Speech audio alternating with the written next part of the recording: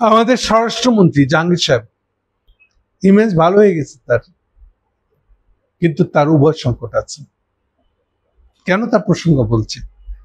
আজকে তিনি কিছুটা ইঙ্গিত দিয়েছেন প্রেসের সামনে, যে রাজনৈতিক দলটির কার্যকলাপ নেই, জাতীয় সংসদ নির্বাচন হোক, তারা সেটা চায় না। মিলল কথা?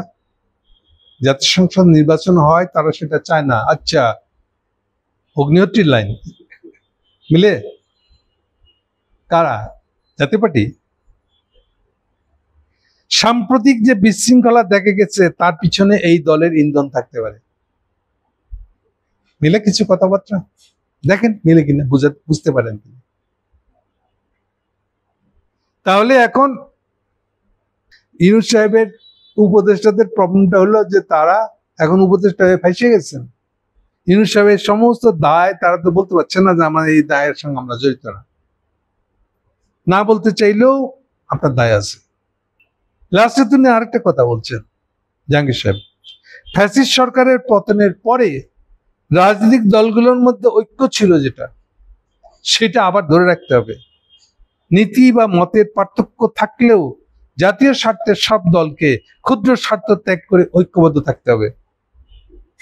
কথা হিসেবে ভালো, শুনতে ভালো লাগছে, কিন্তু এই যে একটু আগে বললাম আমি, ইউনূস সাহেব যাদের নিয়ে মিটিং করবে তাদের কে কে ব্যক্তি হিসেবে ইউনূসকে উপরে ফেলা দেওয়ার পক্ষে আছে, ওইদিকেও তাল রাখছে।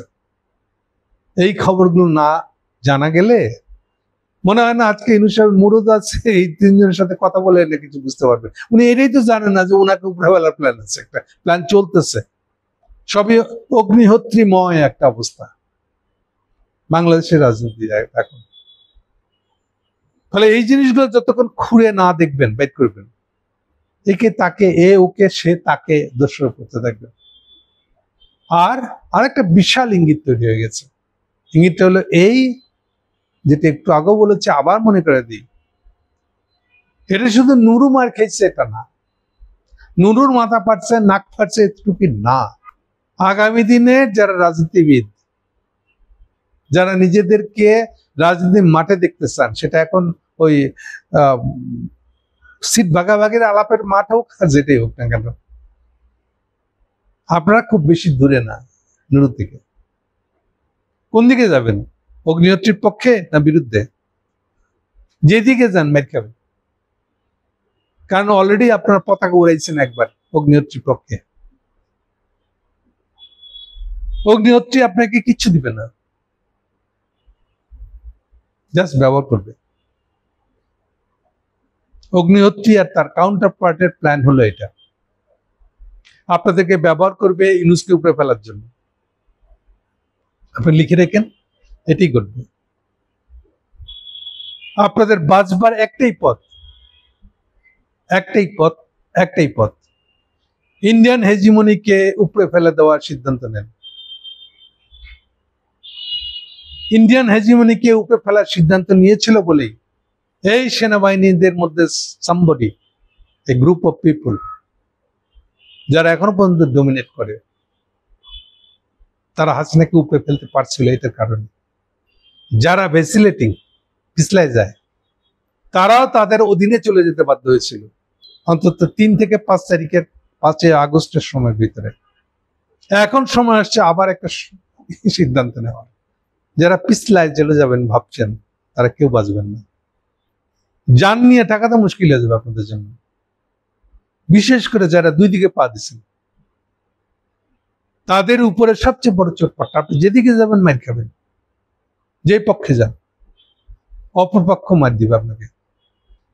কাজে এখন সিদ্ধান্ত নেওয়ার সময় আপনার। সবাই ভাবতেছে আমি তো খুব বুদ্ধিমান, আমি তো সিট ভাগাভাগির লাইনে চলে যাব।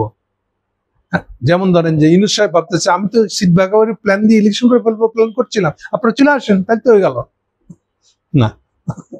আপনাদের সিট ভাগাভাগির প্ল্যানে মালহোত্রা সাহেবের কোনো আগ্রহ নেই, এটা তার লাইন না। এটার জন্যই তো ইউনূস সাহেবের উপরে ফেলার প্ল্যানটা হচ্ছে। আর জেনে না জেনে বোকার মধ্যে কেউ ওটার ভিতরে তাল দিতেছে। সোজা পথটা হলো আসলে, বা সোজা দিকটা পরিষ্কার দেখা যাচ্ছে, সেটা হলো যে আপনাদেরকে এখন ইন্ডিয়ান হেজিমনি রাখবেন না উপরে ফেলবেন, এটা হচ্ছে একদম সার কথা। যে যেদিকে পজিশন নেবে পরিণতি আপনার সেটা হবে। যারা যারা উপরে ফেলে দেওয়ার সিদ্ধান্ত নেবেন একমাত্র তারা বাঁচবেন, বাকিরা কেউ বাঁচবে না।